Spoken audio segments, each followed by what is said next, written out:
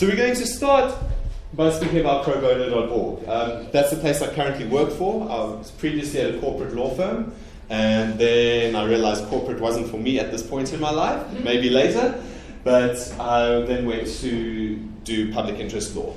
And basically what we do is act as a clearinghouse for big private law firms. So cases will come to us and we'll turn those cases into class actions, or we'll see if we can help those people. And then we send the big cases to the bigger law firms because they like big cases. It gives them more exposure and it doesn't require them to spend time looking for cases. So we act as an intermediary in terms of that. We're also a law clinic, so if you don't have enough money to get a lawyer, we can act for you. We do a lot of housing, refugee work. We do domestic violence and general family law, especially dealing with children.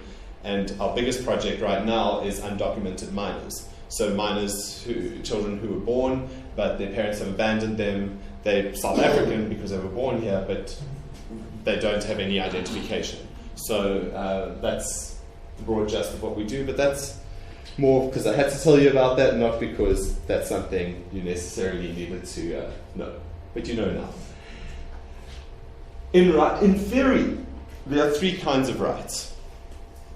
Human rights have long-standing, stemming from back in the early medieval days.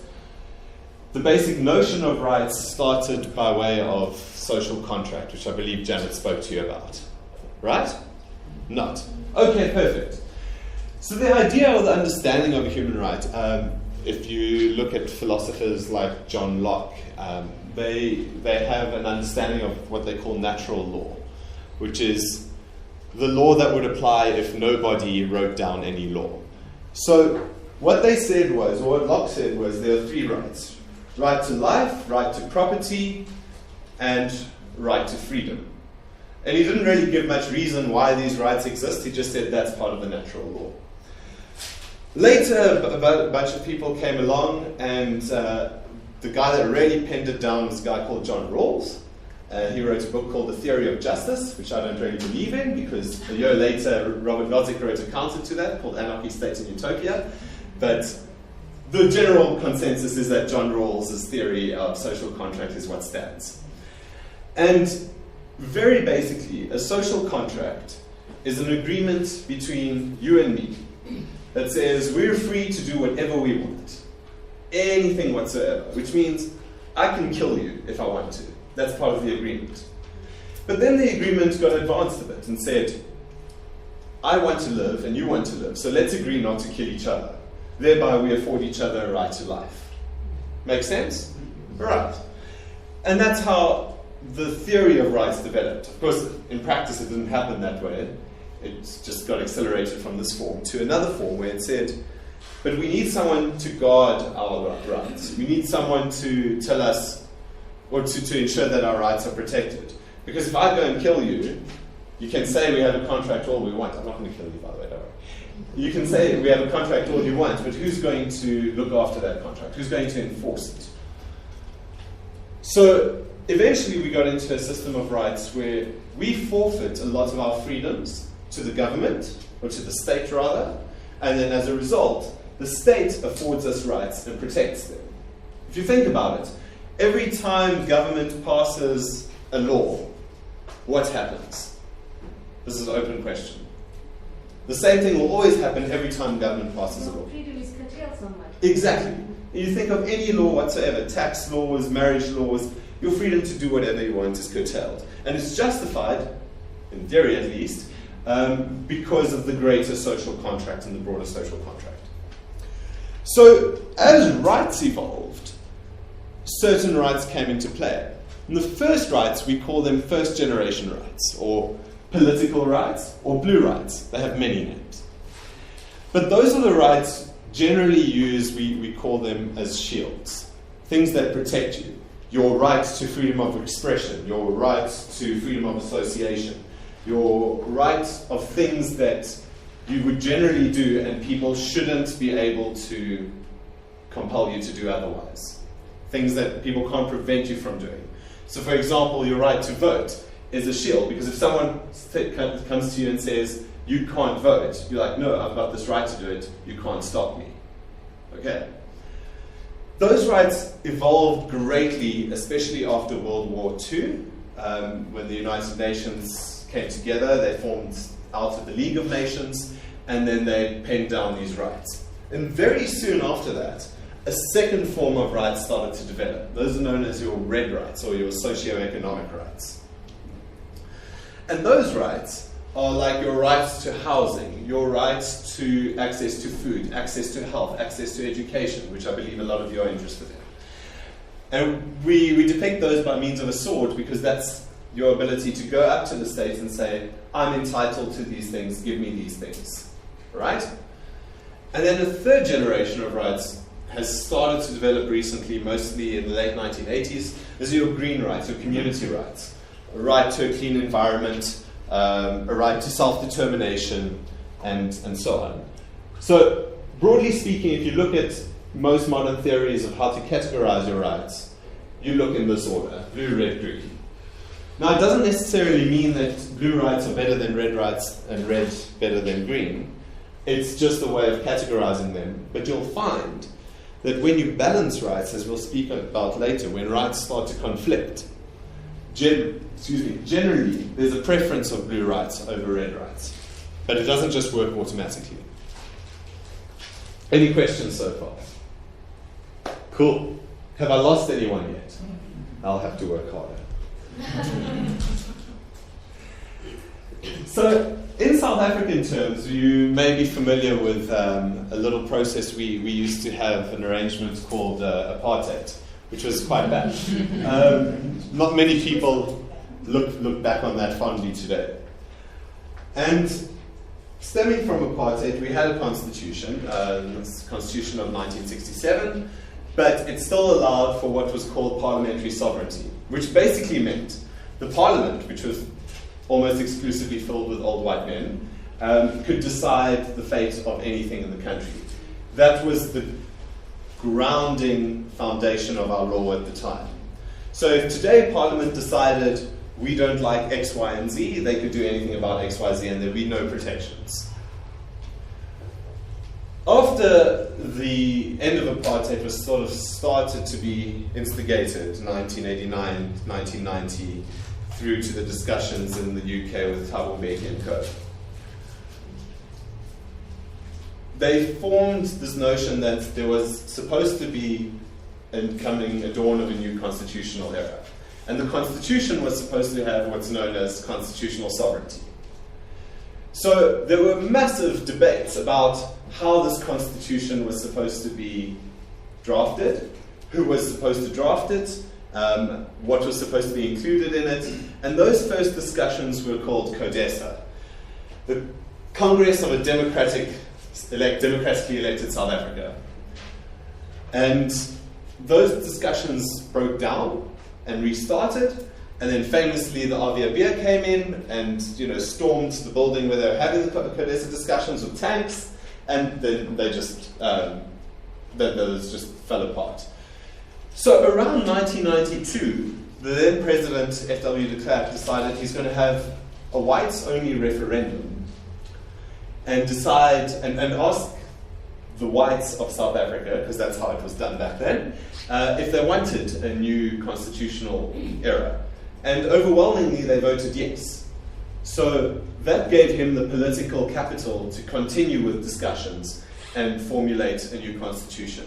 And that came by way of the Multi-Party National Forum, which eventually developed what was the interim constitution of 1994, and then finally the final constitution signed by Nelson Mandela in 1996, which granted us constitutional sovereignty. Now that's important because what constitutional sovereignty meant was that no matter what the government did, no matter what Parliament did, no matter what private individuals did, no matter what private business did, no matter what any administrative field did, the highest law was always going to be the Constitution. A nice piece of paper, including the Bill of Rights, which you all have been furnished with, in multiple languages, because you'll find that you have right to access to information in your own language, as long as it's an official language. That was all the sovereign law of the land. And why that's important for us today, this discussion, is that the Constitution assumes that it is the most sovereign law, and it gives very broad details of how the country is meant to function. And you'll see that if you read through the Bill of Rights, as I'm going to discuss with you now, it doesn't really give much by way of procedure, it doesn't give much by way of rules or order, it just gives guiding principles. And if you're a constitutional lawyer, you will almost never refer back to the Constitution itself. You'll refer to the laws that the Constitution has manifested itself in. In other words, laws which have been made as a result of the Constitution. And only then, if you think that those particular laws are wrong or need to be amended or need to be advanced, then you would go back to the Constitution. So you'll find, even in the Constitutional Court, they will argue constitutional issues that are based on other pieces of law, but not necessarily the Constitution. So the first exercise I'd like to do with you is, you've been given a Bill of Rights. I want you to have a look in the Bill of Rights and turn firstly to section 11. You can choose any language you want, but I'm going to go with English. I'd go with Arabic, but they haven't been furnished. I haven't been furnished with an Arabic South African constitution. Sorry? So if you look at section 11, the right to life. Oh, sorry, no, okay. It would be on page 54 if you want to use the English version.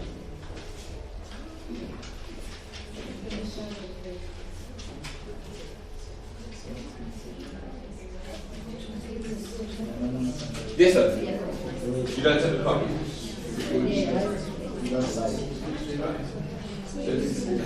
Okay. It's a very easy piece of the Constitution. I think it's only 6 words long. Everyone want to read it together? Everyone has the right to life. Cool. Okay, let's look at section 14 then. The first line of section 14 reads, everyone has the right to privacy. If we look at 15, it says, everyone has the right to freedom of conscience. But now let's go back and look at section 10. And what does it say there? Everyone has the right to have their dignity respected and protected. What's the difference between section 10 and the previous 3 that we read?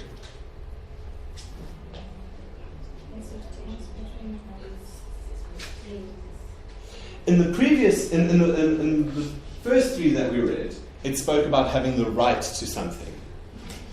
But section 10 is different, because it gives you the right to have your dignity protected, but it says that everyone has inherent dignity. So you don't have a right to dignity, because the Constitution assumes, or actually quite rightly indicates, that every human being has dignity. Which is interesting, because when we come to the limitation of rights, it means that any right can be limited, but dignity can never be limited, because it's not a right. It's something that you have by virtue of the fact that you're a person. In South Africa, at least, we believe.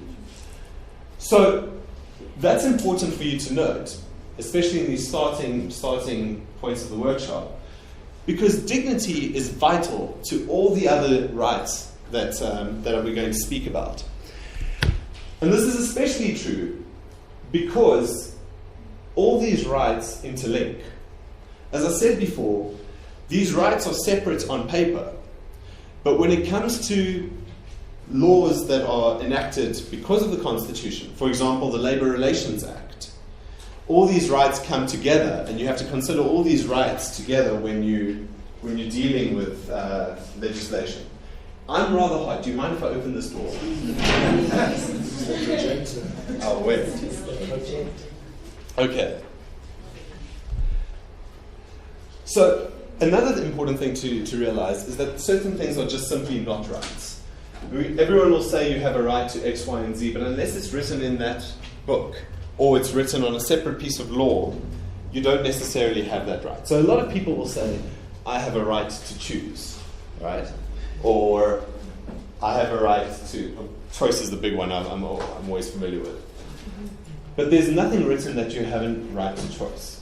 Often you will have the ability to choose and the legal right, let's not use the word right, the legal privilege to choose, because it's a manifestation of other rights that you have. But it's not necessarily a right explicit in the Constitution. So you must be careful when someone says they have a right to something, take your book out and say, well, actually, no, you don't.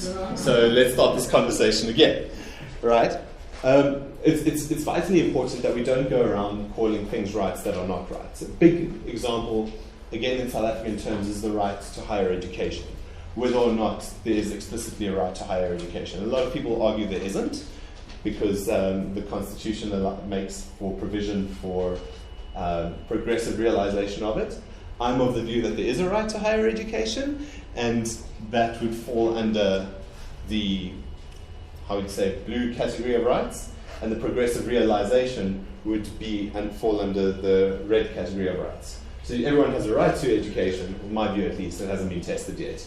But the ability to demand it from government has to be progressively realized. Of course, all rights have to be limited in one way or another. And this is difficult, because if you want to run your country under very direct rights, which you have spent 4 years thinking about and pondering, how do you come to a point where you say, if these rights conflict, which one takes favor? Anyone have any ideas? Let me give you an example. Do you think it's possible to have a completely free and completely equal society? No. But we have rights to freedom and rights to equality. So which one do we favor? Because we obviously can't have both. Absolutely. Does this have anything to do with, for example, something like the secrecy law, where we have the right to freedom of speech, but we also have, well, actually, I don't know if you have the right to freedom of speech, because you can't find it. No. This is just my face, okay? Or the fact that also we have a right to security, which is how the government essentially would protect us by giving us this secrecy law. Exactly. Is this the... This is the kind of question. Obviously, not everyone can have complete equality, right? You can't have complete freedom either. You can't have complete security. You can't have complete privacy. Yes? I think like a very contentious one would be like, I think we've seen it a lot in the press past few years. Freedom of expression. Right. And I feel like in that particular situation, people tend to be very... they have a misconception as to what it allows and in terms of the limitations of it. Because I mean, I do have the right to freedom of expression, but not to an extent where my expression perpetuates a discrimination or a denial of someone else's humanity. So I feel like when you talk about limitations, as long as your right does not deny someone else's right or infringe on someone else's right or deny or interrogate someone else's existence, then I suppose you could look at it that way in terms of limitations. Right. Well, that's a good theory. It's based on I've forgotten the word, the guy's name. It's based on a principle called harm, which basically says I can throw my fists around as much as I want until it touches your nose. At the point where I can come up to you and punch here. I'm free to do that. But the second I touch your nose, that's out of the question. So in other words, I can do whatever I want as long as A, I know what I'm doing, and B, I'm not causing harm to anybody else. Theoretically, I can cause self-harm, but that's neither here nor there, because if I know what I'm doing and I choose to choose harm to myself, that's fine. I think in answer to your question between the choice of free and equal society and the right of free and equal society. I don't know if it was a question. Yeah. I think it's a subsequent situation where since we don't have, we are in the 19th agreement, we don't have a free and equal society. So we suffice with the right of free and equal society. Because the right gives us the privilege or the ability of at least reaching or realizing, even dreaming of it. Right. Yeah, and again, you would want to have rights that can manifest themselves or give way to something that you can actually use. There's no point to freedom if you can't really use it, or there's no point to housing if you can't have a house, right? So you're absolutely right. The South African Constitution makes provision for this. It's section 36 of the Bill of Rights. And what it says is, you can open it up if you really want to read it right now. It allows you to limit rights. It's on page 67. But it has to be done by way of what's called the law of general application. So in other words, you cannot discriminate just based on individuals because you feel like it. The way it must be done is that the limitation must apply across the board to everybody. So a good example is, everybody has the right to vote. Complete the sentence. Everybody has the right to vote, but you have to be over 18. But now, doesn't that discriminate against people who are under 18? I mean, I'm pretty certain all of you are here are of good enough intelligence, or were of good enough intelligence the day before you turned 18 to vote. What difference would it make if you can only vote 2 days later, right? So why do we make the cutoff at 18?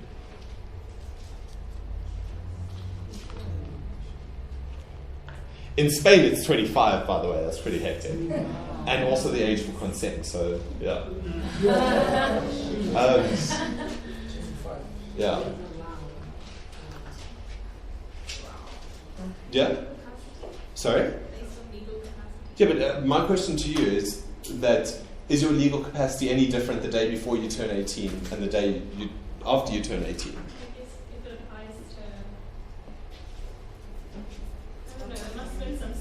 Yeah. I think if we're looking at a general norm, it will go to an extent that a person who's beyond 18 in terms of maturity, he or she cannot take rational decisions. Right. So the answer, at least in theory, is a combination of the two of your responses. Is that we have to do the cutoff somewhere. We can't expect a 3-year-old baby to be able to vote because they haven't been able to rationalize politics. But then again, some 60-year-olds still haven't been able to rationalize politics, or in some people's opinions. So the idea is that you need to have a cutoff. But the only way we can limit the right to vote by having that cutoff is if we apply it across the board. So it's not to say that only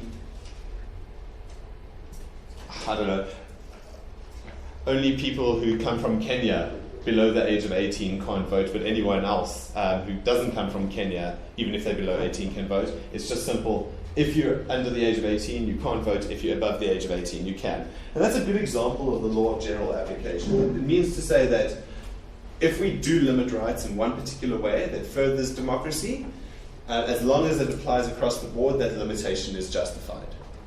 All right?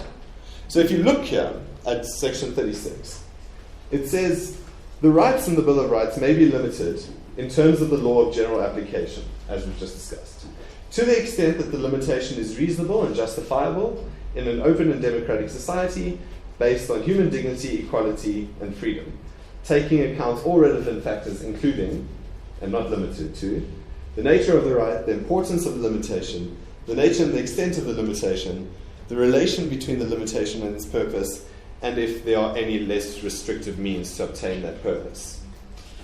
So, what that means is you have to do a lot of thinking before you can limit a right.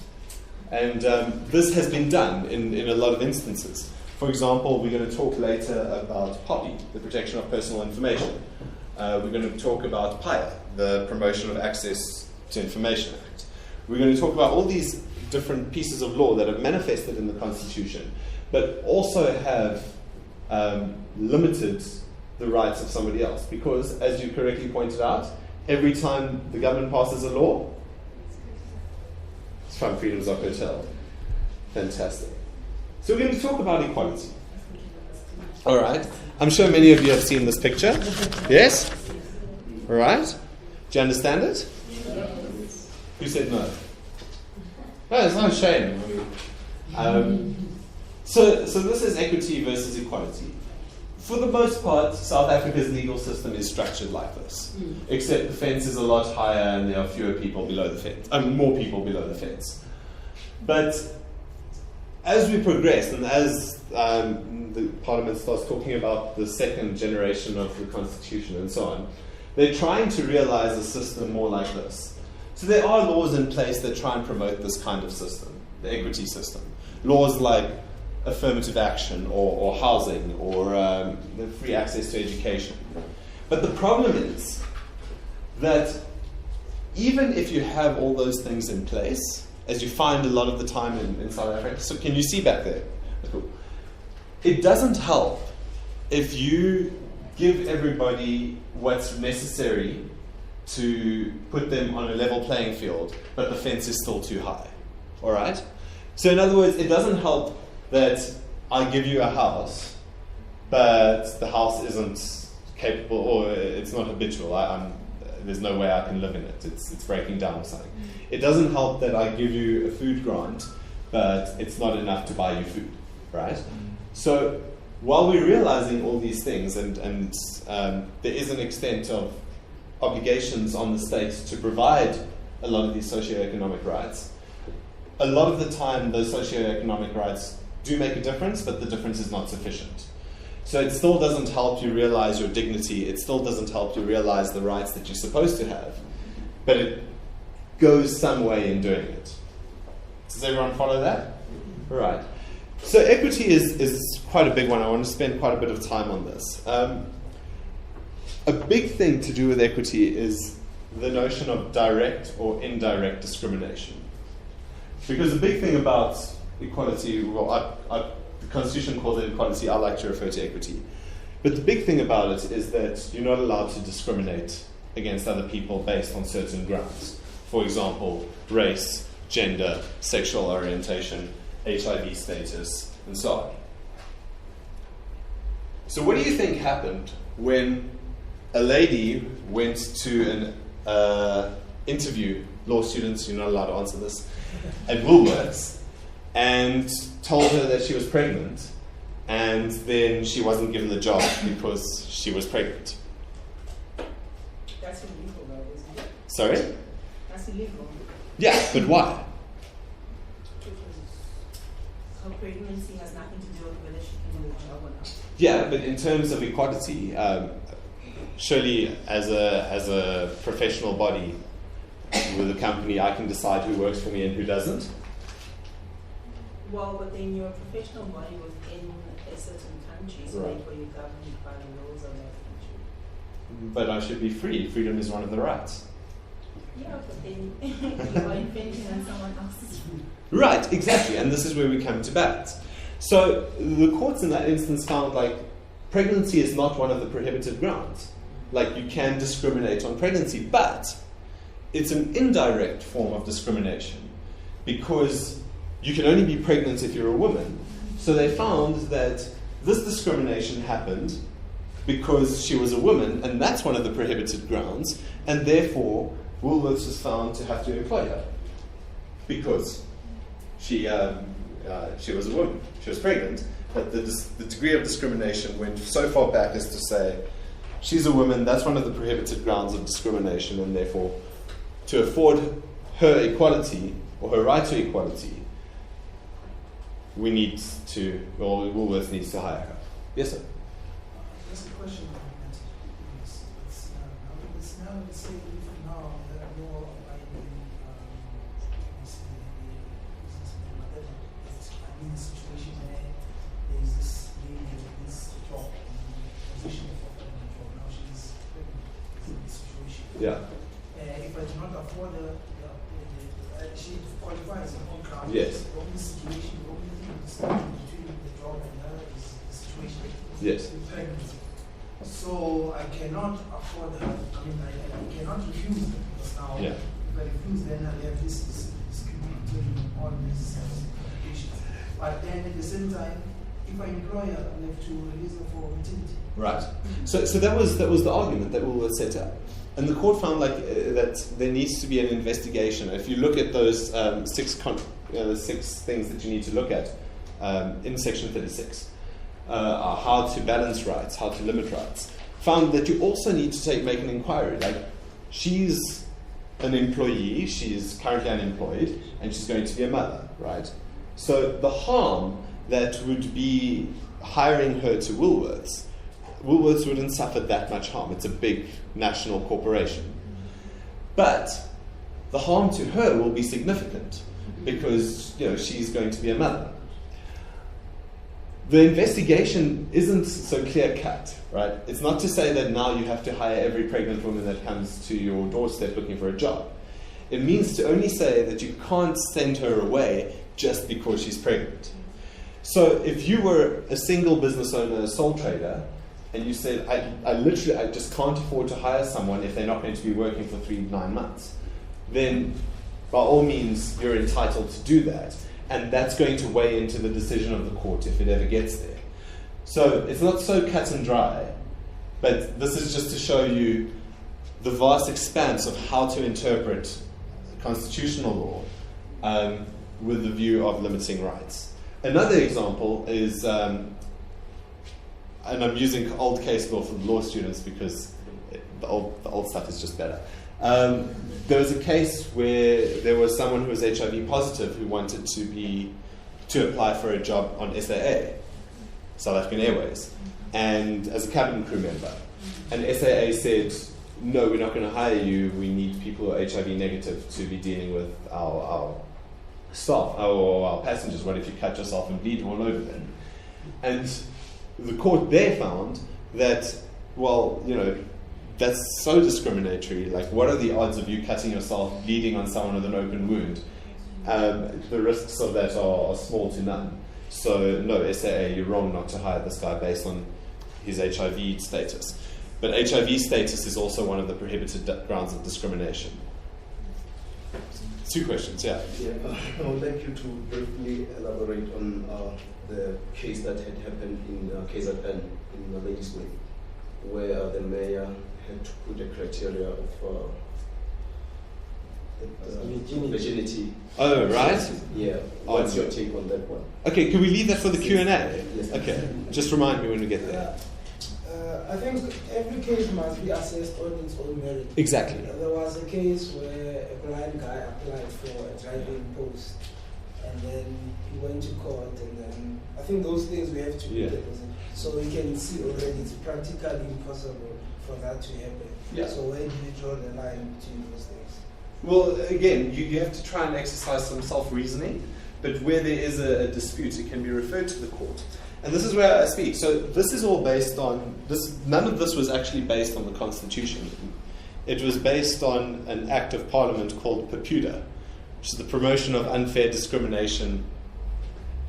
PAPUDA, right? It's a really important act, and it extends on the lists of prohibited grounds. So, for example, HIV status isn't a prohibited ground in the Constitution, but it is listed as a prohibited ground in PAPUDA. And the important thing about this is PAPUDA goes further than the Constitution to realize your constitutional rights. So, for example, it sets up an equality court. So every high court in the country is an equality court, as well as some magistrates' courts that have been specifically designated equality courts.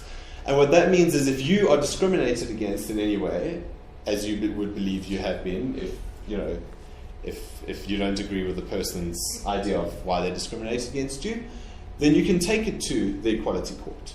And the equality court will decide on it. And the nice thing about the equality court is you represent yourself.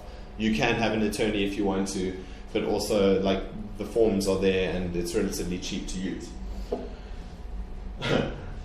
I had a case in the equality court 2 years ago where a man was fired from his job and he was gay. And he decided to tell the court that he was fired because he was gay, but there was no evidence of that. So the employer didn't have to argue much because he couldn't prove that that's the reason he was fired. And that's a big difficulty with things like this, is a lot of the stuff is hearsay, or a lot of the stuff you just don't have evidence for, even though you might know it. And therefore, the equality court might not work in your favor. But at least it's there, and these structures are in place. Another thing to do with equity is that you don't have to prove that the discrimination was intentional. If you're discriminated against, then you're discriminated against. Regardless of whether or not I intended to discriminate against you, I may have discriminated against you, and that still counts. But the important thing to realize is that sometimes discrimination is okay. In which instances do you think discrimination would be okay? Well, that's always the go-to answer, right? So it has to be unfair discrimination before it violates your rights. Unfair discrimination, as we've discussed, if it's listed on the prohibited grounds and there's no justification for it, then that's regarded as unfair discrimination. Yeah. No questions? Except for yours, which we'll get to later? Yeah. Cool. All right. The next one I really want to talk about, because this is the latest, I told you it's just pictures, so you have to listen to the sounds of my voice. The next thing I really want to talk about is privacy. Because privacy is enacted as a right, but nothing was really done about it. I mean, everyone just said we have a right to privacy, but there was never really any laws in place to protect that right, except until 2 years ago when POPIA came into place. We call it POPIA, it's P-O-P-I-A, for the Promotion of Protection of Information Act. All right? And that requires employers or anyone with a database to protect that information almost literally with their lives. If you don't have protection mechanisms in place and that information leaks out, you're in big trouble. A big example of that was there was an adult website, trying to think. You know the name, man. Yeah, I was just trying to say see who's on the website. So Ashley Madison's website membership got leaked. It was hacked, and as a result, all of the members of Ashley Madison were made known to the public, which is quite a big deal. And had they been based in South Africa, they would have been in a lot of trouble under this act. In fact, there's someone who's considering taking Ashley Madison to court nonetheless for the South African members who were exposed. But there's other things, like when you give your number out to 35050 and they keep SMSing you.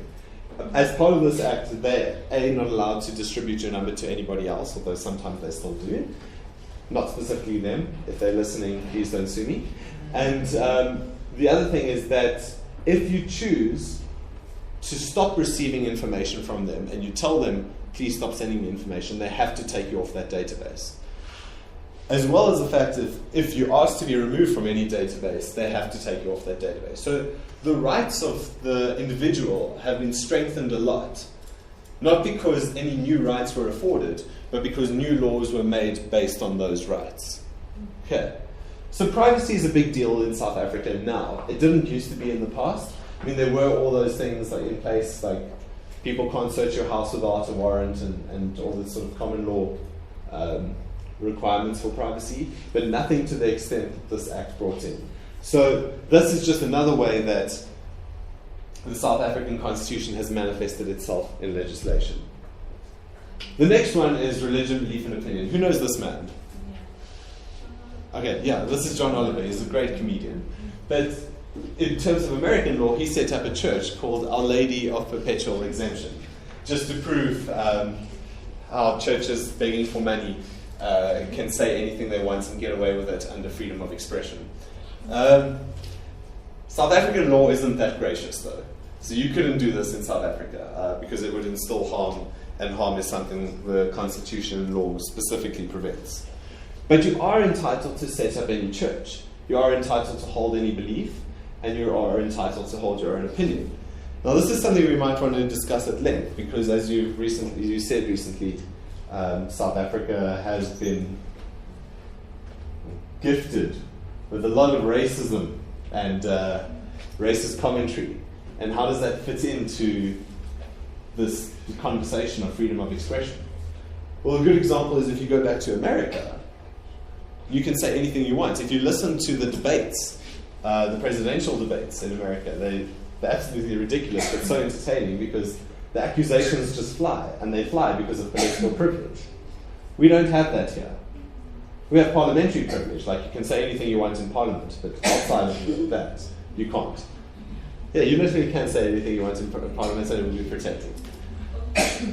So what do you think happens here? What do you think if we take a look at Penny Sparrow's comments? You all know Penny Sparrow's comments? Yeah. All right. So what do you think of that? Do you think her commentary was protected? Was hate speech, some of you say? Yes. Okay. Discrimination. But how do we weigh that up against her freedom of expression? If you look at the freedom of expression provision, it provides for hate speech. Well, it provides that you can't speak hate speech, but there's important provisions. So we're looking at page 56, section 16.2. The rights in subsection 1 does not extend to propaganda for war, incitement of imminent violence, advocacy of hatred that is based on race, ethnicity, gender, or religion, and that constitutes incitement to cause harm. So, which one of those did she do? But let's talk about that last line. Did she incite any cause of harm? Yes. What? She did. Because people act differently to this day. So someone can react to what she wants to do. So Yeah, but how did people react? Where was the incitement? The thing, other people can just go and kill white people. That's how it is. Yeah, but she didn't say it was kill white people. It's But that's not her incitement. So no, I'm playing devil's advocate here. Yeah. Or Penny's advocate, I don't know. My question is, okay, incitement means what in this context? Does it mean I'm going to say something, for example, on the radio, and then people are going to react negatively towards it and, stab each other, whatever, versus I'm going to say something and nothing happens? Yeah. She says something and nothing happens, because how do you know that this didn't incite anything? You don't. And unfortunately, this hasn't been tested extensively in our court system. So I don't have the answer for you. Like I said, I'm just playing Penny's advocate. This is a conversation you guys can have over. Do you guys get together at night? No, like for dinner or something. Okay, it's something you can discuss over dinner or lunch, but it's something that you should be speaking about, because like what does it mean to incite, and how far can my freedom of expression go? And what's important is, Penny's comment. I think most of us agree you don't necessarily have to. It was pretty stupid and pointless. Okay, I don't think it contributed anything. But what if we start curtailing freedom of expression that's important to national discourse, that's important for us to speak about? What if I start saying, I want to talk about something, but you shut me down based only on the fact that it's, for whatever reason? Maybe the question I'm getting at is, why do you think freedom of expression is so important? I'm not asking the question now, but it's something for you to mull over and think about. Why do you think freedom of belief and opinion is really important? And it all goes back to where we originally came from. Because when you allow one person or one group or one collective to hold religion, belief, or opinion, or what the rules are on religion, belief, and opinion, you start to cause a lot of damage to all the other groups. And this was the case in apartheid South Africa, where you had to be not only white, but generally also Afrikaans and part of the NG Kerk, which is Dutch Reformed Church. You had to hold certain Calvinistic opinions about what society should be like. And you had to believe in certain values. And if you didn't, you were shunted to the, well, I almost said to the outlines, but a more realistic way of saying it is you were probably shunted to the homelands. But That's literally what the Group Areas Act did. So that's why it's vitally important to remember when you're starting to curtail freedom of speech and freedom of expression, you need to think back to what the damage of curtailing that is. And that's why we have these provisions. So another question is Gareth Cliff, right? Which is very funny for me as a public interest lawyer, because he said people don't understand freedom of expression, and he himself didn't really understand freedom of expression, but he at least admitted that. What do you think his position is? Is what he said, things that he said, is that protected under freedom of expression or not? Opinion or belief, religion? Yeah. So even racism, right, can be protected as an opinion, as long as it doesn't incite harm. And the problem is that you can't prove what incites harm and what doesn't. So that's a very difficult test for the courts. But again, you're allowed to have that opinion.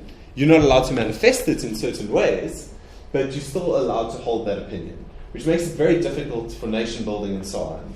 Because you don't want to curtail any freedom of expression, but also you want to try and protect people from feeling hurt and so on. So that's the basis of it. A big thing in South Africa that's currently happening is religion. There's a court case on the go by an organization called Oh God. It's an Afrikaans acronym, where they're taking the Minister of Education to court because there are public schools that identify as Christian schools, and they're not happy with the fact that public money is being used to perpetuate a particular religion. If you look at the government's policy document on, which was a Code Asmal document in 2005, on religion in schools, it specifically allows for public schools to retain a religious observances, not a religious ethos.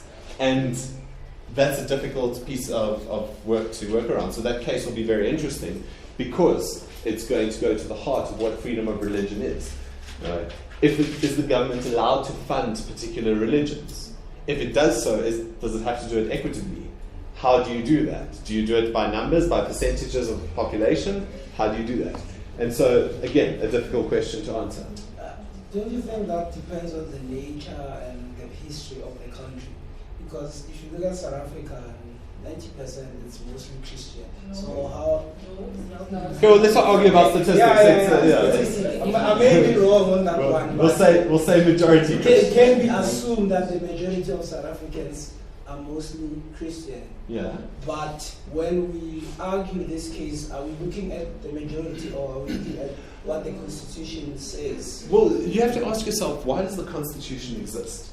And that's to protect rights of individuals. So it's not necessarily a matter of majority or minority. It's a matter of individuals and whether the 5 cents of my tax money that goes to public schooling is justified to go to public schooling if it's going to be spent this way. And that's a question the court is going to have to grapple with sooner or later. Another interesting case is the legalization of dacha, but we're not going to go into that.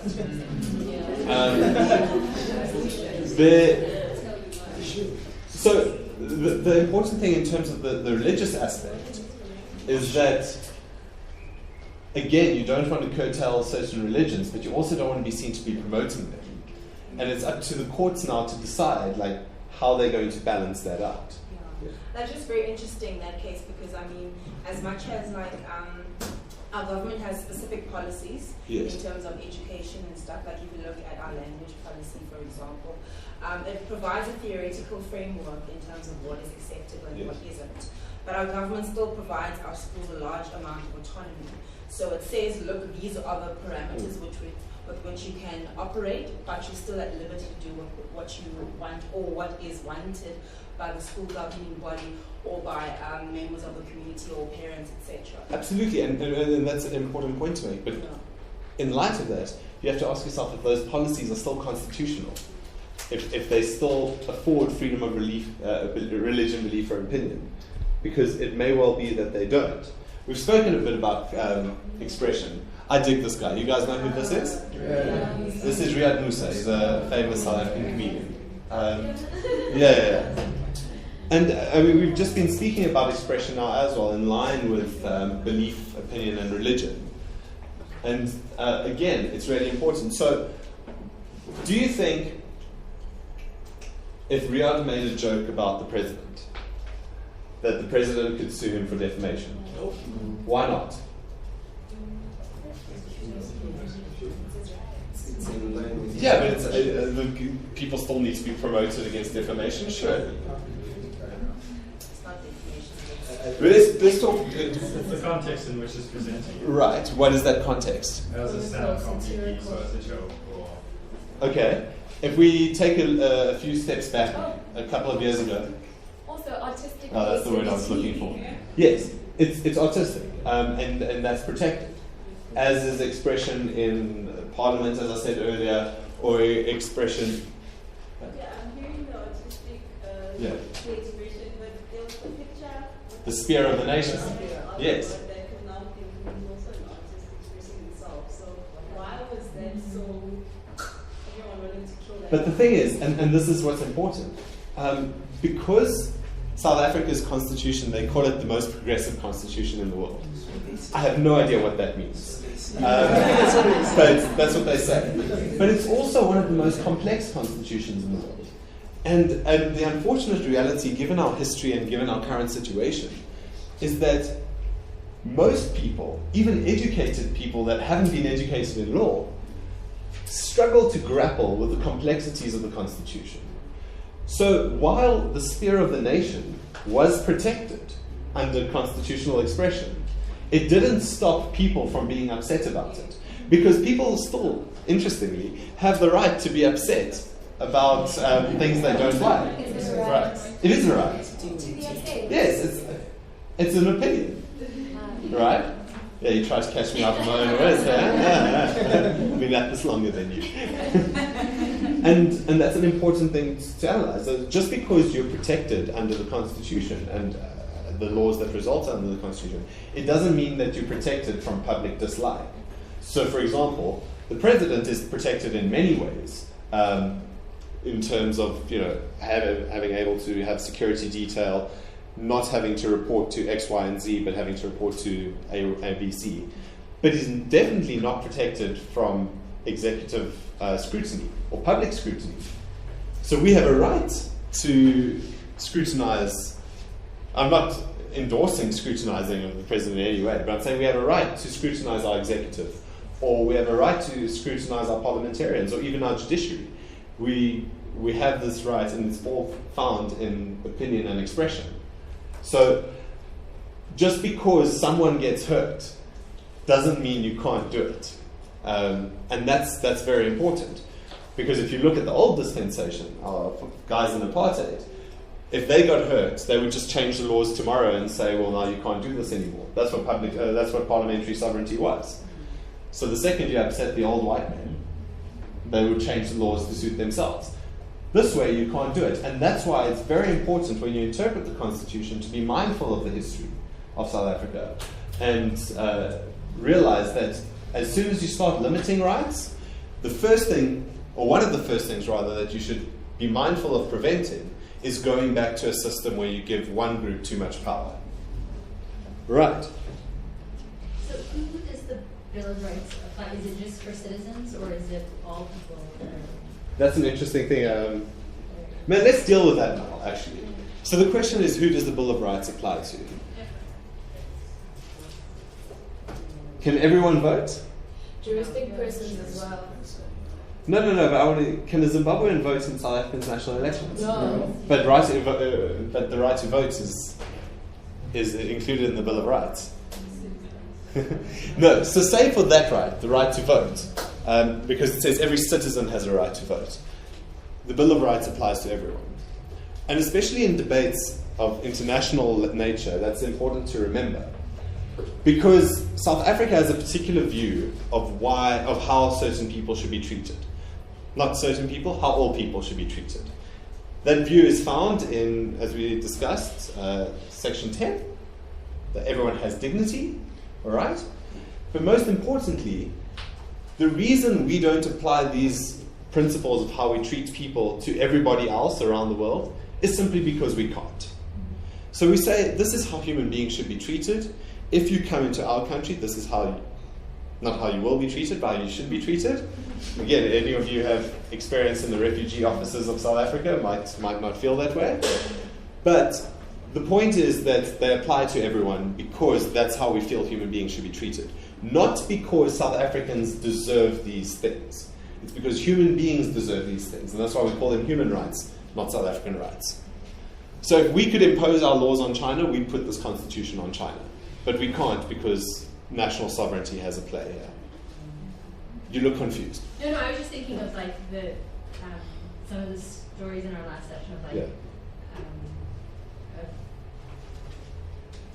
So have there been a lot of cases of people saying like, oh, I'm from Zimbabwe or I'm from this other place, and my rights to housing or rights to other things have been curtailed? You said that they're like refugee officers. It's not like again, it's you'll find a lot of this time these people, if they go to court, is it a constitutional argument that they're making?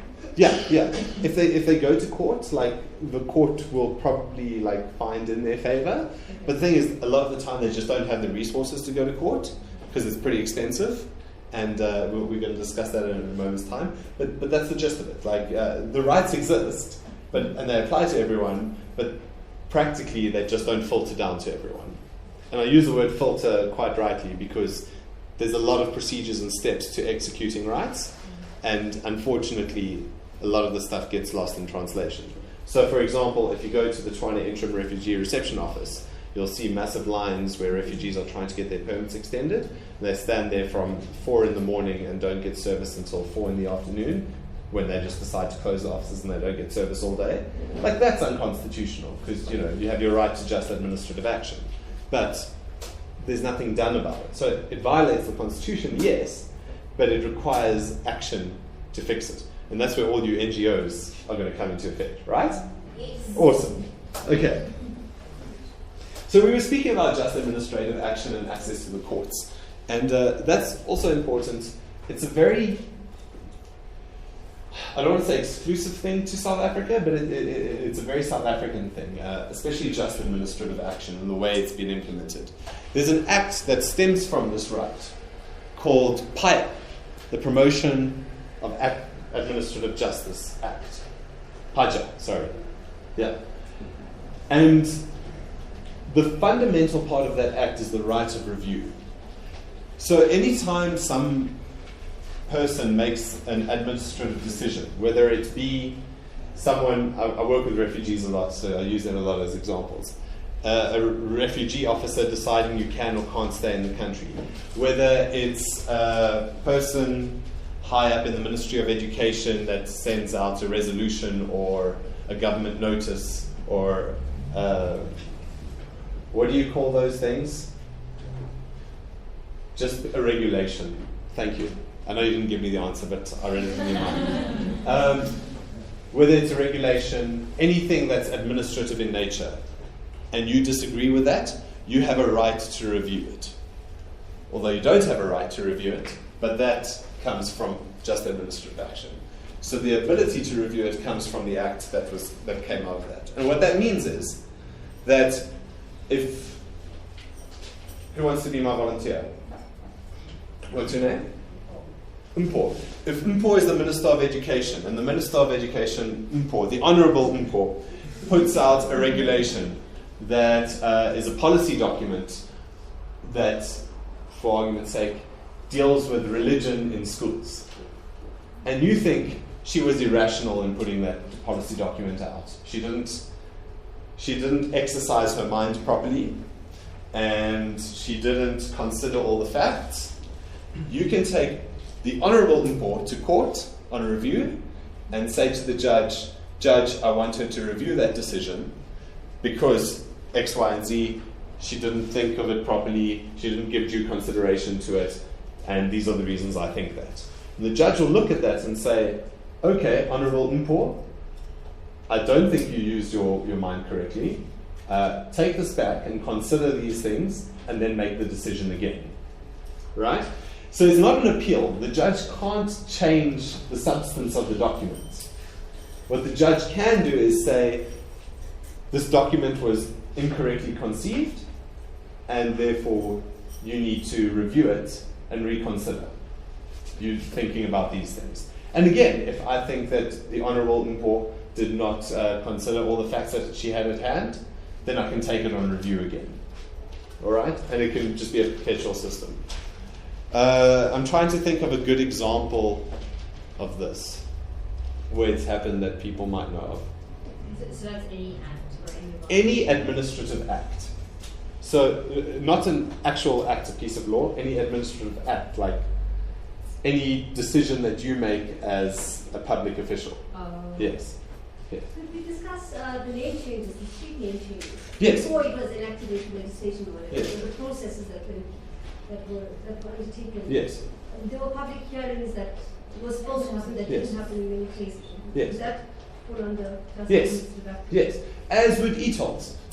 The decision to implement e-tolls. That would be a review application. In this instance, it's not a review application, the e-tolls case, but it could be, I'm saying. It was a separate set of laws, but we don't have time to get into that.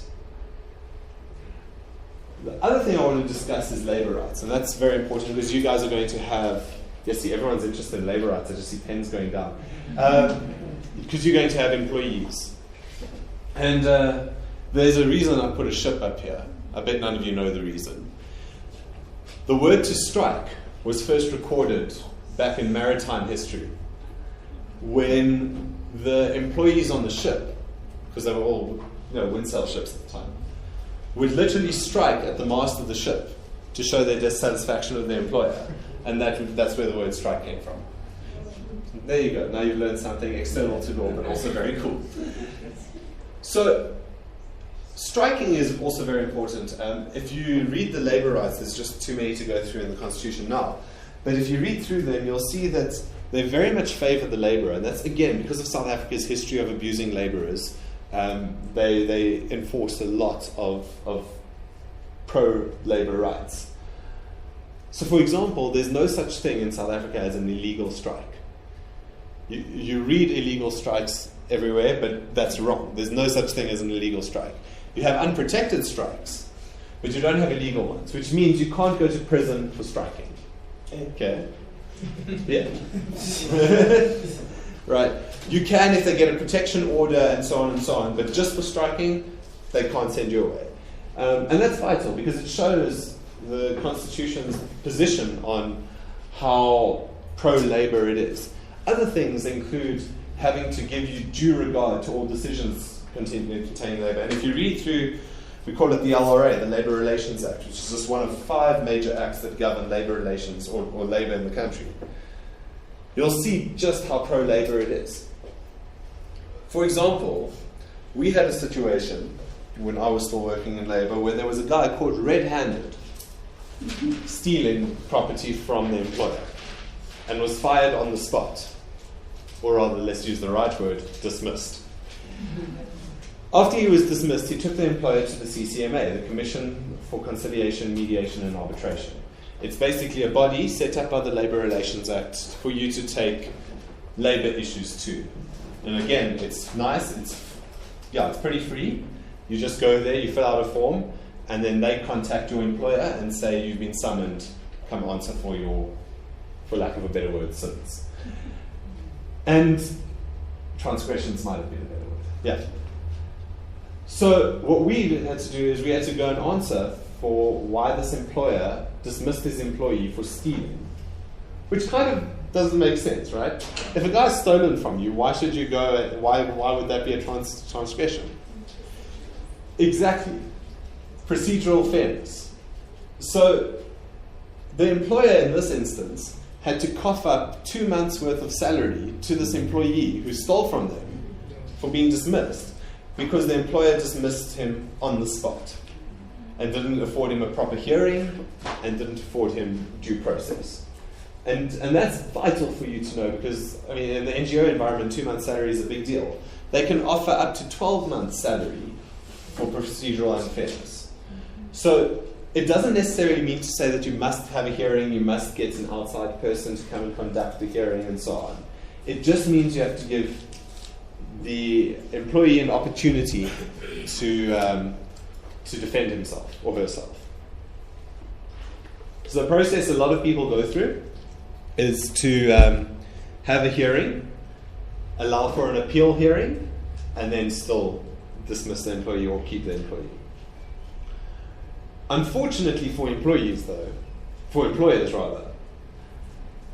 it's very difficult to prove that you've dismissed the employee on good grounds. And that's because you have to prove that the trust relationship between you and the employee has broken down irretrievably. So in other words, if you're going to fire someone, make sure that you don't trust them and you can prove that you don't trust them. All right. But also afford them due process. Access to information. I think this is the last right I want to talk about.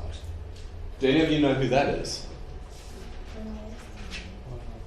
You all know who Cornel West is? Is that because he acted in The Matrix or because you know of him as a philosopher? Public intellectual. He's quite a good public intellectual. He was dismissed from Yale University, I think. One of the Ivy League universities, because he was just too good for them. So they fired him. But he deals a lot on what's known as metaphysics, information that we're not necessarily aware of, and that's why I used him there, but it's got nothing to do with the right. It's just a cool photo too. But access to information is vitally important, and you actually have the right to access any information held by a public body unless it's protected under something separate, like, for example, privilege, privacy, and so on. This right has manifested itself in the Promotion of Access to Information Act, or PIA. And quite amazingly, that act also requires every public body to have a PIA manual, which tells you what information you can access, what information is freely available, what information you have to request, and what information you cannot access. If you go to any organization in the public sphere, they have to have one of these manuals. Some of them don't, but you're entitled to ask for those manuals. And if they don't have those manuals, you can bring an order to compel them to make such a manual. The important thing is that for big organizations, including NGOs, you also have to have these manuals. So just be aware that you should take a note and read the Promotion of Access to Information Act when your NGOs get fully off the ground, and make sure that you have this manual in place. All right? But there are certain things that curtail or restrict the access to information. Like I said, things like privilege, or incidentally, the previous act that we spoke about earlier, POPI, right? Certain information about private individuals you can't just give out, so that access is not available. All right. Before we get there, are there any questions or particular rights you want to discuss? I know you wanted to discuss the virginity thing. Yes? So just around access to information and POPI, and labour law and strikes. Yes. Were you using the word strike synonymously with protest? No. So can a protest be illegal? Yes. And yes. Why is the distinction? Because protests don't have to deal with labour inherently. Mm-hmm. Strikes have to deal with labour inherently. So you can only strike if you only refer to it as a strike if it's got a particular labour issue to it. So you're upset with the way your union's being treated, or you are unhappy with your pay, and so on. And the way this works is a very complex system of sectoral determinations and sectors of labour and trade unions and shop stewards and so on. So it's quite a complex system, labour, but labour, it works within its own sort of ecosystem. Whereas with a protest, you would be protesting something, but it's got nothing to do with your work environment. So, for example, you can protest as EFF, DA, and COPE did last week, Tuesday, against Jacob Zuma, against the president. I don't know if they got protection for that or not, but I think they did, because they're political parties and they should be smart like that. But if they didn't, then that would be illegal. So when we look at a strike... Under the Illegal Gatherings Act. I don't know if that's the correct act, but yeah. Illegal gatherings? There was an act in apartheid that governed illegal gatherings. Yes. And now there's a new act that governs illegal gatherings under the new constitution. Yeah, but I'm not sure which one's which, so I don't know. Is the Labor Relations Act, does it tell you what then constitutes strike action? As in, Yes.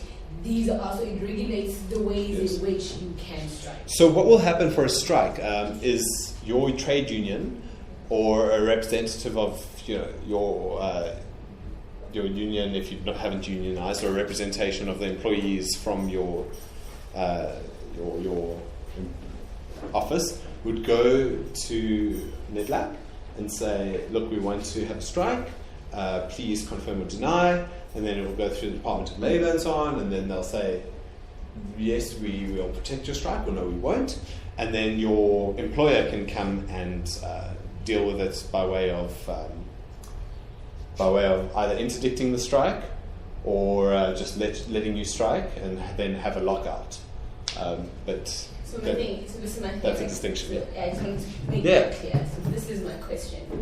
In strike action then, and if it cannot be illegal, Yeah. and if the LRA regulates what then or how people should sort of express their frustration and whatever, the only other right that sort of expression of frustration, a strike, can impede on would be the employer's perhaps economical sort of like, because it's just I know what you're trying to say. Yes, so that then becomes legitimate as opposed to what about releasing the company's information then, private information. So is that not allowed over, slowing down? So a strike is very particularly defined as just not going to work. Okay. So releasing the company's information and stuff, that's not part of strike. That can't be protected. Yeah. Is that that's okay? what I want to ask. So that's it. A strike is just staying away from work. Yes, sir. Just wanted to ask a question to inform from freedom of expression, access to information. How is it regulated according to the Constitution or maybe according to the law? Yeah. How is what you call it, the saber space? How is it like WhatsApp or all these other things that happen on the internet? How does it work? Is freedom of speech the same as people would say now, but then what I would just like to say, and what I can easily post on Facebook maybe So you can say whatever you want, really, because what you're saying is an expression of you, and you have to deal with those consequences. So as long as it's not inciting harm, or violence or discrimination to cause harm, then you can say whatever you want. But again, it doesn't mean that you're protected from the public disliking you. So cyberspace is protected in the same way normal space is protected. The problem with cyberspace, and I don't know if any of you want to get into an NGO that deals with this, because South African law is very weak on this, is cyberbullying. And cyberbullying is harmful. And that's addressed to a particular person, and it can be a form of assault, right? So you would be protected marginally for saying things, but you still can't infringe on the rights of somebody else. Yeah. But in terms of that, what's interesting is there's a statute called RICA, which you might know from having cell phones. But in Section 6 of RICA, which has never been tested in court, and I wish someone would have the balls to do it, stipulates that if you are a party to any information, or to any communication rather, sorry, and I know it's wrong for me to use the term balls, I use it in a very generic way, right? If you're a party to a particular communication, you can distribute that communication however you want to. So in other words, if you and I have a conversation, I'm legally entitled to say to anybody else the substance of our conversation, unless it's privileged, like by attorney-client. But in other words, if you're having a private conversation via email or Facebook or WhatsApp, and you show that information to somebody else, you're entitled to do that. Yeah. Follow-up question on that is now speaking about privacy, between freedom of speech, access to information, and privacy in the platform. Yeah. Now, when it comes to privacy, there is that we hit an example where we're saying that there's a warranty needed for the house to be searched for the personal for the privacy of the individual. Yeah. Now, when it comes to the server space, how is that regulated in terms of now speaking of RICA? RICA is actually exposed to all the information that Yeah, so again, it's a balancing act. Like I say, that Section 6 of RICA has never been tested in court.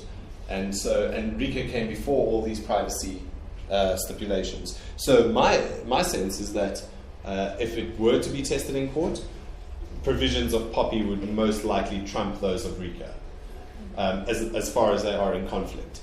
But I don't think that personal information, certain personal information, isn't protected under POPI, and that can be disseminated through RICA. Last question on this, Yeah, excuse my ignorance, but I just want to clarify this.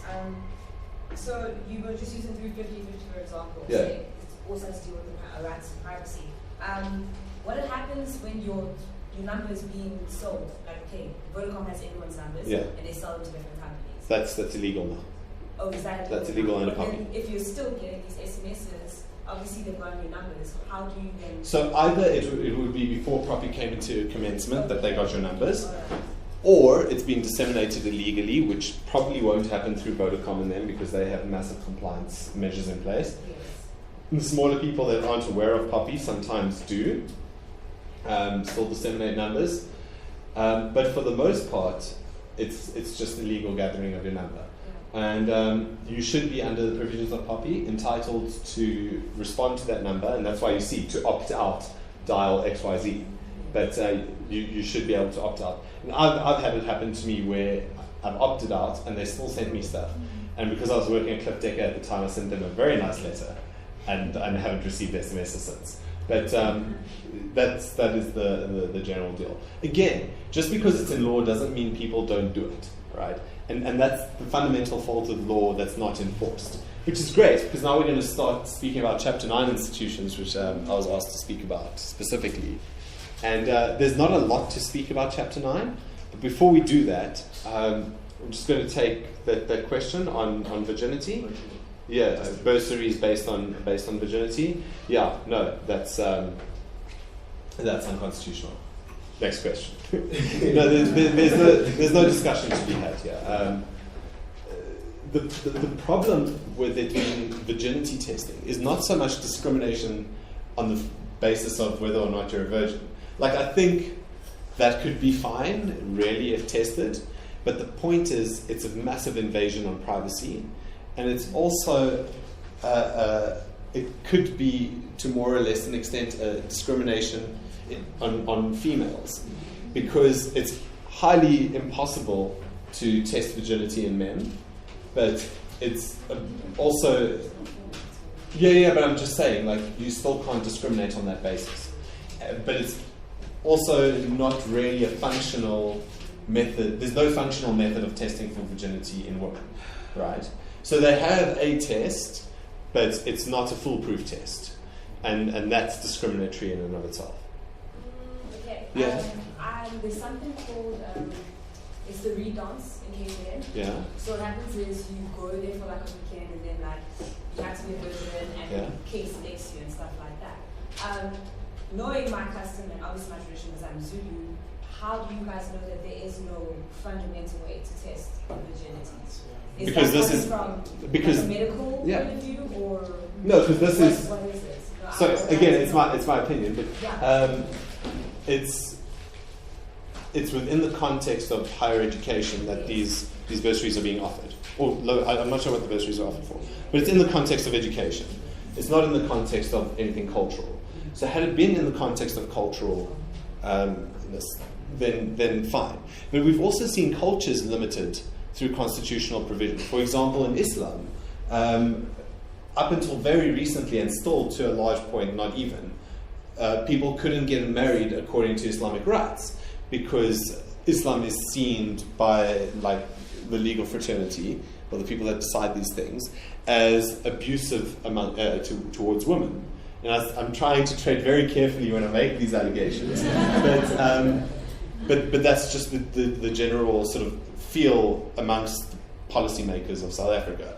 So they're not willing to look at Islamic rights in terms of marriage, and you would have to get married under either conventional South African legislature or under cultural rights, or have a cultural marriage, Recognition of Cultural Marriages Act.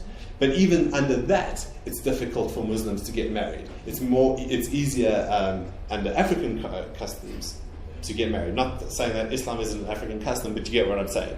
Like it's easier to get married under Zulu rights than it is under Islamic rights. So you're saying that the problem was mainly the fact that it was relating to education, which obviously is a part of the rights, not essentially the medical. So, no. What I'm saying is that you can't rely on cultural rights to protect yourself or to protect that sort of policy. What I'm saying is that even with cultural rights, there are limitations, and those have manifested themselves. Sure, that was a difficult minefield to do. But so in Janet's session, she was talking about how the customary marriages weren't recognized but are now recognized. So was that a constitutional advocacy thing? Like, how did that? So customary marriages are recognized, not Islamic ones. So it is the Muslim Marriages Bill? It's a bill, it's not an act yet. Okay. Yeah. So it's been on the table for a while, it's in negotiation. They're trying to iron out the details of how they can make it kind of seem okay with South Africa. So because South African law originally, marriage was it's a stupid system. So marriages were conducted under the Marriage Act, which was expressly between a man and a woman. And then the homosexuals got involved, and they just said, no, this discriminates us. Quite rightly, it discriminates. I'm not saying it's right to discriminate against them. I mean, they're right to say that it discriminates against them. In fact, there was this issue where straight people came up and said, well, now we're being discriminated against, because if you lived together as a straight couple and one person died, you couldn't inherit support from the dead spouse's estate. But if you were a gay couple, because there was no provision for gay marriage, if a person in a gay couple died, the other partner could inherit from the estate. So that was weird, and so then straight people started saying, no, this is unfair. So then what happened is the conservative side didn't want to amend the Marriage Act to allow for gay marriage, so they had a separate act, the Civil Unions Act, which allows for gay marriage and straight marriage. But they didn't get rid of the Marriage Act. So now when you get married, you have to get married under one of the two. But they're almost identical, save for the fact that you can be gay and get married under the Civil Unions Act. So that's also a bit constitutionally dodgy. But then they decided, oh wait, no.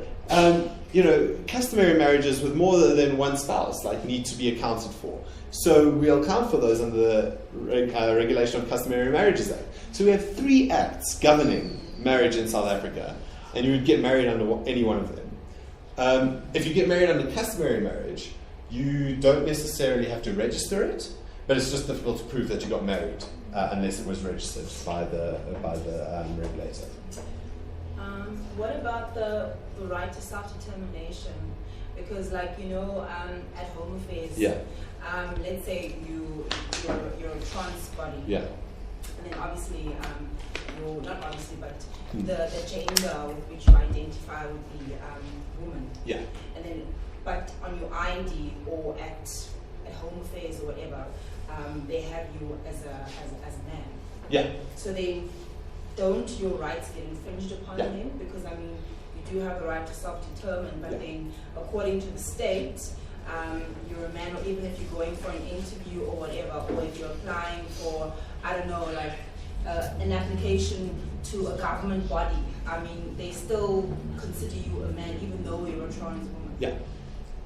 Yeah, no, that's totally unconstitutional. Unfortunately, the practice evolves slower than the theory.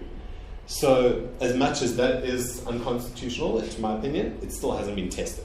Like, people haven't taken the Department of Home Affairs to court yet and said, list me as XYZ. Or at least it hasn't gone far enough to be reported yet. But yeah, I think like your right to self-determination, it is a relatively new right globally. So a lot of countries haven't gotten as far as sort of legislating for it. But yeah, I mean, the Home Affairs should be able to allow you to self-determine like that. Okay, so we're speaking about all these rights, and it's vital that these rights are protected in society, both for organizations and for individuals. And South Africa has the most protective mechanisms in place to protect these rights. Not all of them are good. I bet there's at least 2 organizations on this board that you haven't heard of yet. But these are all our Chapter 9 institutions. And what Chapter 9 institutions are, they're found in Chapter 9 of the Constitution. It's not in this Bill of Rights book, but you can find it in the broader Constitution. And they are supposed to promote support of governance, of good governance. So we start with the Independent Electoral Commission. Great institution, headed by someone that a lot of people aren't necessarily happy with, but some people are really happy with. So they deal with our elections, national elections. The Public Protector, been in the news quite a bit. You might have heard of her. She's quite cool to some people. She's not quite cool to others. Her family's been threatened. People have like written on her car that like her daughters are going to be killed. Like, it's pretty hectic. But her term of office expires every 7 years, and that's coming to a fore in October this year. And her job, or his job, depending on who takes over, is to protect the public from bad administration. So if the city of Johannesburg, is a case that I'm fighting currently, is not assisting homeowners in dealing with illegal occupiers of their buildings, the Public Protector comes in and says, hey, City of Joburg, do your thing, right? The Auditor General monitors, similar to the Public Protector, but instead of monitoring administration, they administer public finance. And there's an act, the Public Finance Management Act, which deals with how the public money must be spent. Because did you know the government of South Africa has no money? It's public money, it's our money, right? So they have to monitor how our money is used. The South African Human Rights Commission, you may have heard of them too. A lot of the time, if it's a race-based complaint, you go to them and they investigate and they do a report. The Commission for Gender Equity, pretty much the same thing, but based solely on gender equity. They're dealing a lot with Muslim marriages. They're also dealing a lot with prostitution. They're also dealing a lot with, what was the gender thing? Gender in the workplace. But they were also pretty instrumental in the equal pay for equal work policies that have just come up in labor relations. Interesting about gender equity in terms of prostitution. Obviously prostitution is illegal in South Africa. Okay.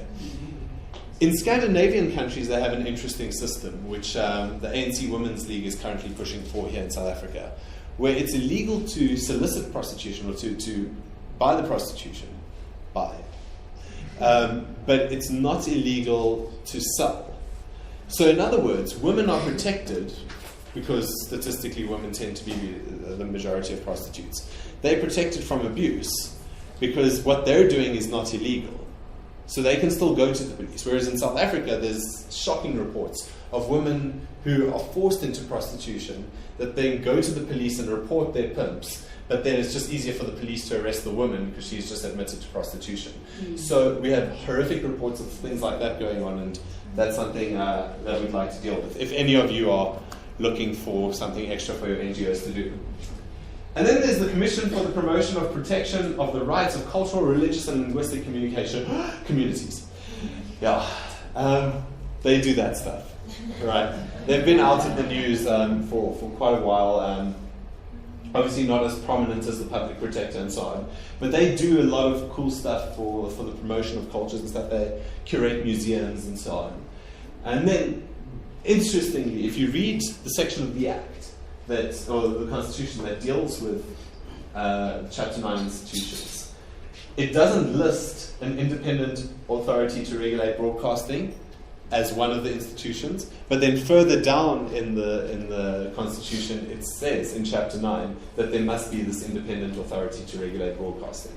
We think it's ICASA, but ICASA isn't, in the ICASA Act it doesn't say that this is an act specifically meant to meet this requirement of the Constitution. BCCSA is not one? No. Because the BCCSA doesn't regulate broadcasting. It merely deals with complaints and has some sort of binding authority. But it's not a regulatory body. What's interesting about Chapter 9 institutions is they are all headed by individual people, except for the Human Rights Commission, because they're headed by commissioners. And all those people must be appointed by the president.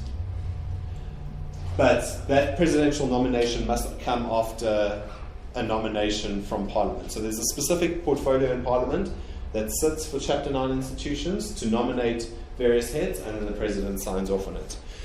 But they must be independent, and unfortunately, in South Africa, a lot of the times they don't work as well as what we require them to.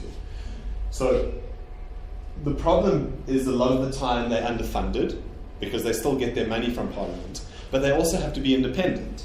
So how do you do that? Well, you can't be completely independent if you're relying on Parliament for your money. And that's kind of a catch-22, which we haven't been able to deal with. For instance, the Public Protector recently went to Parliament to ask for more money, and they weren't willing to give it to her. So there is a degree of dependence, but not that much. There's a test for how we regulate independence, or how we see how a body is independent. And that test is, can you make your decisions and fact find without interference from another party? So if you were to apply that to the Public Protector and show that she needs more money to conduct her investigations, but she's not getting it from Parliament, then there's an issue of independence there. But basically, these institutions are there to watchdog watchdog the government and the executive and all the various ministries and everything public on behalf of the public. We don't know if their decisions are binding. That's currently being tested in the Constitutional Court. So we don't know if the Human Rights Commission gives an order, if you have to follow that order. But we do know that their decisions are administrative actions. So what that means, if you think about what we spoke about earlier, is that if they do make a decision, then you can take that decision to court on review. All right. So it's very important that you know this, because sometimes the Auditor General will come out with a report that you might not be happy with, and you can challenge that report in court. But yeah, the important thing to note is that these have to be independent, and that they do exist to protect the public, but they don't necessarily always do that effectively because they don't have the resources, or they're just staffed by people who aren't great. In 2007, Kader Asmal was commissioned to do a report on Chapter 9 institutions. And the report concluded that there's so many of them that it's problematic. And a lot of the times their functions overlap. This is a crocodile. I don't know why I did that for overlapping. But do any of you study economics? So, just one? Two? Okay. There's this particular theory in economics, I'm not sure what it's called, we always called it the airport security theory, where if you go to an airport and you go through a security check, and there's 3 security checks you have to go for, you're more likely to be able to smuggle a gun through than if there was only 1 security check. And that's because when there are 3, each of the other 2 think the other one will do a better job. Whereas when there's only 1, you know it's only on you. And the report concludes similar to that because there's so much overlapping here, that a lot of the time the work isn't done as well as what it could, because they think the other Chapter 9 institution will get it. So what they suggested in the report is all these Chapter 9 institutions be merged into one super duper Chapter 9 institution. But that hasn't been tabled in Parliament yet, let alone discussed. In fact, the report has hardly been discussed in Parliament. So Chapter 9 institutions are generally left to their own devices. They're not regulated by the Constitution at all. They only exist by way of the Constitution, maybe with a couple of lines of regulation. But they're each regulated by their own act. So for example, the IEC is regulated by the Independent Electoral Commissions Act. The Public Protector is regulated by, you guessed it, Public Protector Act. Auditor General is regulated by, you're wrong, it's the Public Finance Management Act. The South African Human Rights Commission is regulated by the Human Rights Commissions Act, and so on. So there are laws that stem from the Constitution. There's things that stem from the Constitution. The Constitution is rarely used as a platform for us to fight on, because we fight on the laws that come out of the Constitution. And it's vital to know that, because when you go to court and when you start having these fights and when you start having these arguments over dinner and so on, you're first going to argue on the laws that come out of the Constitution. And then you're going to go back and think, hey, but the Constitution says that, this is why this is wrong. And then you're going to think back and say, hey, the Constitution came into being because of what happened in our history, and we're trying to avoid that. So maybe my interpretation of this constitutional provision is wrong. Or maybe my way of using this interpretation of the Constitution is wrong. But the majority of the point is that it's only one piece of paper, or a couple of pieces of paper, that govern how we should treat people and how the country should be managed. And everything that comes out of that is what we use. And when we want to challenge what we use, we go back to this. And when we want to challenge this, we go back to where we come from and think, hey, we were in a bad place, and we've come pretty far now, we don't want to go back there. And that's why we have all this. So it's a complex set of rules that regulates what we do, and unfortunately, where we stand currently, you and I might understand these rules. But for the large part, they don't necessarily agree with most of the people, and most of the people don't understand these rules. Moreover, most of the people don't understand why we have these rules and how they work. So it's up to you in the NGO environment to either challenge this or agree with it and teach it to people. But if we don't do something about that fast, there's probably going to be some sort of uprising, because a lot of people are dissatisfied and they don't necessarily know why. This gives us a good guideline as to where we're going. But a lot of people are A, not on board with this, and B, don't understand this. And C, there's a lot of political noise being made that counters this. So this is supported by the National Development Plan, but it's not supported by things like the Freedom Charter. And a lot of people put precedence over the Freedom Charter than the Constitution. The Freedom Charter is not a part of South African law, but a lot of people act like it is, whereas the Constitution is the foundation of South African law. And unfortunately, with all this noise going around, this seems to lose importance. But again, you have to deal with the political and the real issues rather than just the legal issues. And the legal issues hopefully will help regulate the real issues, but more often than not, they just wait in the waiting room while this moves forward and people don't understand it. So yeah, that's my story. I don't know if you have questions, but if you do, that would be lekker. Lekker is South African nomenclature for that would be cool. Let's start with you again, sir. As you were explaining about the goals of each, Yeah. indicating what the Constitution or under which law they work, they apply or they are actually related. I was quite confused in terms of they are not headed by an individual or headed by a person and underfunded. All this privilege or maybe this under-resourced. Yeah. It actually raises the question: what is the use of all of these? Well, look, I don't necessarily mean to say that they are underfunded. I say sometimes they are underfunded, and some are more better funded than others, right? All of them are funded by Parliament, so they get their money. But a lot of the times, well, let's say some of the times rather, the funding isn't enough for them to do what they want to be able to do. So, for example, if the public protector wants to expand her offices, she might not have the funding to do that, and that was a big deal when she asked for more funding. When the Human Rights Commission wants to hold an inquiry in a different or a massive inquiry dealing with racial hate speech across the country, they might not get the funding to do that. So it's a matter of saying they don't have the money themselves, they get it from someone else, but they should also be independent. So that's the difficulty. But obviously, we can't just give them money because there has to be some sort of accountability system. So they're accountable only to Parliament. They have to do a table or report once a year, and that's the general gist of their accountability. But at least that's in place.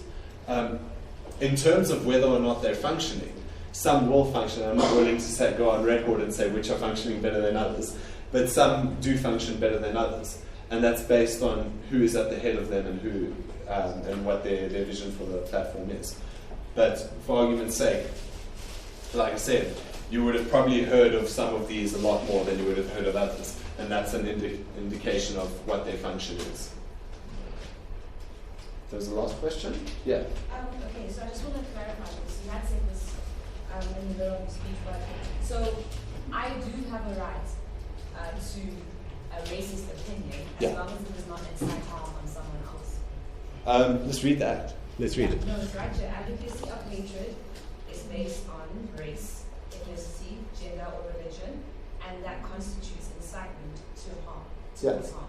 So, what happens if you're trying to explain this to someone in grade 10 who's never really studied politics, but they're interested in maybe taking up constitutional law, and they say to you, well, this is counterproductive because the Constitution was created not to obviously go back to our party opinions. So how can I believe or advocate a Constitution that allows me to say anything basically, and that why can't it have Chapter D that says but must not be racist, because that's what we're trying to run away from. That's the main purpose of this book. Well, no, it's not. It's not. So the main purpose of this book is to equip us with the ability to be, it's a very liberal piece of paper. It's to equip us with the ability to be our own individuals, right? There's a tremendous sense of individualism in this constitution, which is weird because you would think South African would go for a community type of document. But again, because this was a very finely negotiated document, that's why there's property rights and right to in the Constitution, which probably wouldn't have been there if only one side was negotiating. The principle of this is to equip us with as many liberties that protect us as possible. For a large part because I think we knew who was going to be in the minority, and, well, not we, the people who were drafting knew who was going to be in the minority and wanted to protect minority rights as well. So that's why they took a turn for the liberal side of things. So the purpose of the book is not to prevent racism. Racism is not inherently to protect racism. Protection against racism stems from human dignity and all that sort of thing, right? The purpose of the Constitution, or the Bill of Rights, is rather to equip us with a set of individual rights and protection mechanisms. That being said, your right to hold a particular belief cannot manifest itself as far and wide as you would like. For example, the notion of Muslim marriages, as we've spoken about, right? That's limited based on protection of women, right? I'm not saying that's necessarily right or wrong. I'm just saying that's the reason why the current dispensation is limiting those rights. In terms of religion, you can be a Satanist all you want, but you can't kill a cat or another human being, which might be part of Satanistic rituals, but you can't exercise those rituals because those are protected. If you are a lesbian, as we found out later last year, you cannot be a minister in the Methodist Church because that church has particular beliefs, and those beliefs of that particular church trump the beliefs of an individual. So your rights as an individual for expression similarly curtailed in that you can hold your racist belief as much as you want, but you can't not accept somebody into your workforce because they're black, right? You can't not accept somebody into your workforce if they're gay, unless, as we found out in the ministry case, it's central to the tenets of your business. So you can't not accept someone into your workforce because they're HIV positive. Like, you simply can't. So you can hold those beliefs as much as you want, but that doesn't mean that you can exercise those beliefs. And that's an important distinction to make. Sure, that raised so many things. Guys, I'm happy to stay here for as long as you like. I don't know if you have anything to go to, but I'm sure someone will come and interrupt us. Okay, so I'm happy to take questions. Let's start from the front. Comment about freedom of expression. Yeah. What brought it home for me was when a comedian in the US made a joke about rape. Yeah. And people laughed. Yeah. And at the Trump's case for warrant, it was this huge debate about are there no-go topics for comedians, and ultimately, no matter how angry I was, he's entitled to make it as well. Yeah. It's distasteful art, but it's art nonetheless. Yeah. Aslan, sorry. Yeah, so I wanted to ask about the Immigration Act. Yeah. Because I happen to be in a position where it's very dear to me. Okay. A foreign spouse can't work in this country. Right. But according to the Bill of Rights, everybody has the right to fair labor practice. Yeah. So it doesn't say every citizen, it says everyone. Yeah. So can that be challenged? Has it been challenged? Is there a reason why? I don't recall it being challenged. It certainly can be challenged. I think you would run into problems with the challenge, primarily based on policy. So, for example, like, as much as we want to believe that people should have jobs, this is where it gets quite dicey. You would want to, well, I suppose the argument would be we prioritize the people who are already here first, and then we start helping everybody else. It's a shady argument to make if that were the argument the state were to make, but I imagine that would be their argument. I don't know if it would pass constitutional muster or not, but I think it's definitely worth exploring.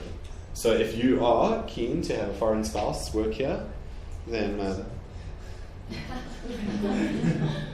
do you know of a few people? Because I'm looking for impact litigation cases, so maybe we can talk afterwards and we can see if we can find someone to do a challenge for you. That would be fun. Cool. I'm just interested in the fact that when you highlighted the situation where they had the Methodist Church. Yeah. The Methodist Church actually was not found discriminating Yes. in any way, where they demoted or did whatever that they did with that minister was lesbian. But under the same, or maybe under the same pretext, a firm owner cannot express similar, what do you call this? You call it a belief. Discrimination, yeah. Yes. Because, but here it's a belief, and there it's translated differently. No, I would like to know across board when you Yeah. can believe in a traditional way, you can believe in a religious way, you can believe in like in social, not social, but what do you call this? Like, what is it? Companies. Yeah. Yes. How is it differentiated? Okay. So the big thing in that minister case was that the church had always known she was gay. And it only became a problem when she got married, because marriage is a tenet of the business of Methodist ministry.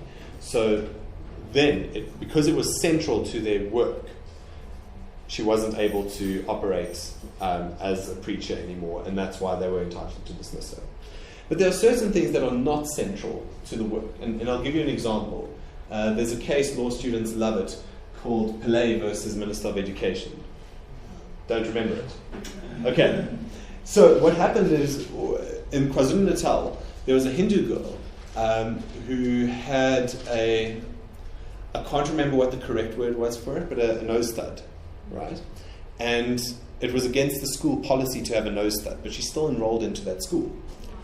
And then the school made her take it off. And she's like, no, she's not. And then it went to court.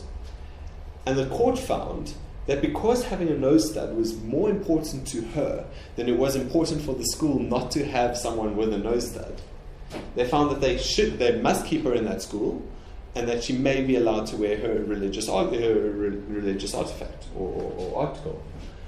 So in that case, because of the balance of things, it was found that it wasn't central to the school's policy or to the school's existence or to the school's belief system that she shouldn't have a nose stud. But it was central to her that she be allowed to wear this. So it depends on the facts of each case.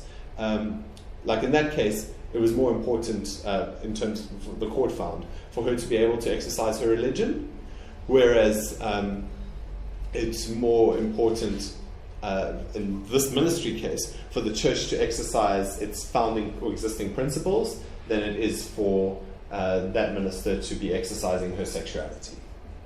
As wrong and as bad as it may feel, it's a very complex system of laws that we operate under. Yes? I just wanted to ask, at what point does the law intervene in cultural practices which are oppressive, particularly against women? Because you find that in a lot of rural areas, you find practices such as ubutwala, where you take young girls below the age of consent who are then married off to older men, and it's often done in circumstances where it's more like an abduction and rape. So to what extent does then the law say, okay, fine, you are within your grounds for cultural practices, but then surely things like that should be outlawed, because it is a contravention. Is ubutwala not outlawed? Yes, but it still happens. Yeah, but it shouldn't happen. Yeah. So ubutwala is the best example to use. I mean, that was the big deciding one when it came to cultural rights. And unfortunately, at no point does the law intervene. There's not a single point where the law comes and says you're wrong. It takes individuals to use the law to come and say that you're wrong. So a lot of the time, these things happen because they're just never challenged. And that's why you require courageous civil society interventions to challenge these things. Otherwise, they perpetuate themselves. It doesn't matter what the law says at the end of the day if no one's going to implement it. So it's important for you to know that, and this is a great question to end on unless there's more, but then they have to be better than that question.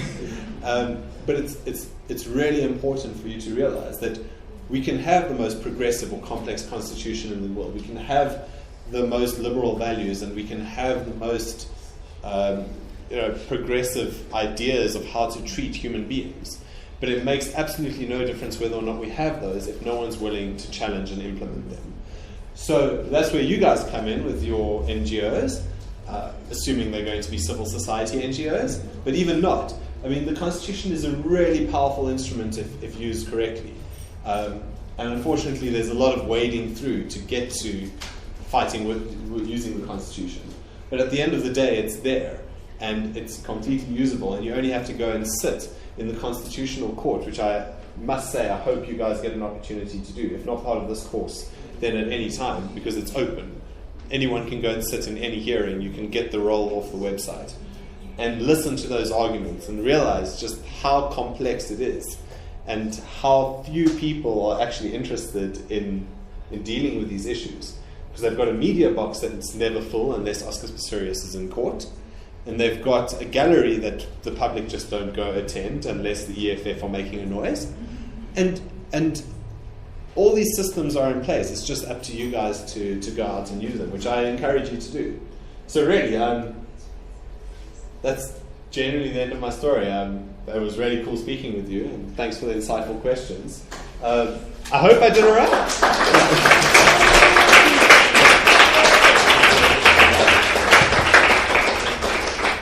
But really, don't feel scared to ask questions or drop me an email or a tweet or something and say, hey, what you said was rubbish. Take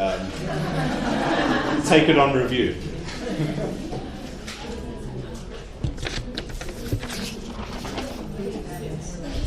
Thank you.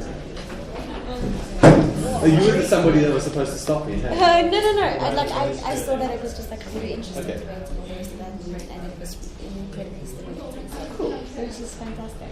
Thank you so much. I hope it did what you. No, it did, absolutely. Thank you so much. Thank you. My name is Dr. What are you guys doing now? I think we're going to be there, just going to let everybody like take one photo. Okay. And then we're going to just break Well, have a good day further then. Thank you so much. And thanks so much for stopping by. It was cool. Cheers. Cheers, everyone.